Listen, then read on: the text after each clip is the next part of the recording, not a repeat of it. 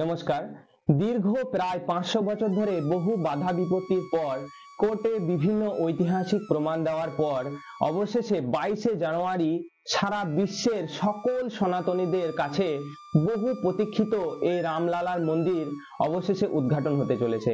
এতে ভারতবর্ষ সহ সারা বিশ্বের সকল সনাতনীদের কাছে বহু গর্বের ও আনন্দের বিষয়। কিন্তু এরপরও কিছু মানুষ এই রাম মন্দির সম্বন্ধে প্রশ্ন তুলছে যে এত কোটি কোটি টাকা ফালতু রাম মন্দির তৈরিতে না লাগিয়ে যদি স্কুল, কলেজ, হাসপাতাল তৈরিতে লাগানো হতো তাহলে দেশের উন্নয়ন হতো।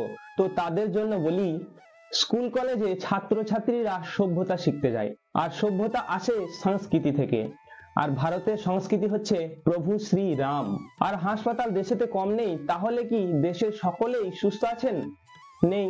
উপর থেকে প্রত্যেকটা মানুষকে সুস্থ লাগলেও ভিতর থেকে প্রত্যেকটা মানুষ দুঃখে আছে। কারণ ভগবদ গীতায় এই জগতের সংজ্ঞা দিতে গিয়ে ভগবান বলছেন এই জগৎটা হচ্ছে দুঃখালয়ম অশাশ্বতম, অর্থাৎ এই জগৎটি হচ্ছে দুঃখের আলয়। তাই মন্দির হচ্ছে মনের হাসপাতাল, যেখানে গেলে ভগবানের নাম শুনলে, শ্রীমদ্ ভগবদ গীতা, শ্রীমদ্ ভাগবতম পাঠ বা শ্রবণ করলে আমরা মানসিকভাবে শান্তি পাই এবং আমরা পজিটিভ এনার্জি পাই। তাছাড়াও আমাদের ডিপ্রেশন লেভেল কমে যায়, এটা বিজ্ঞানসম্মতভাবে প্রমাণিত।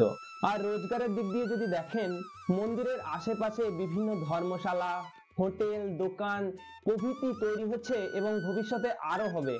এতে ইঞ্জিনিয়ার, আর্কিটেক্ট, লেবার সবাই রোজগার পাচ্ছে এবং ভবিষ্যতে আরো পাবে।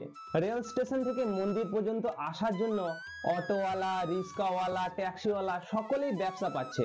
এমনকি ফুলওয়ালা, পুজো সামগ্রীওয়ালা, মিষ্টান্নওয়ালা, নারকেলওয়ালা, ফলওয়ালা, অর্থাৎ সকল স্তরের মানুষই রোজগার পাচ্ছে।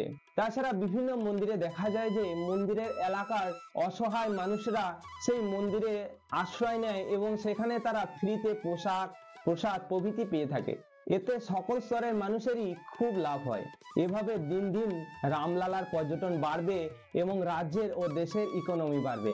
ভগবানের সেবা পূজা যেখানে হবে সেখানে মাতা লক্ষ্মীর কৃপা অবশ্যই হবেই হবে। তো সর্বোপরি এই রাম মন্দির আমাদের সমাজ ও দেশের উন্নতি ঘটাবে। তো ভিডিওটি দেখার জন্য অসংখ্য ধন্যবাদ। ভালো থাকবেন। জয় শ্রী রাম।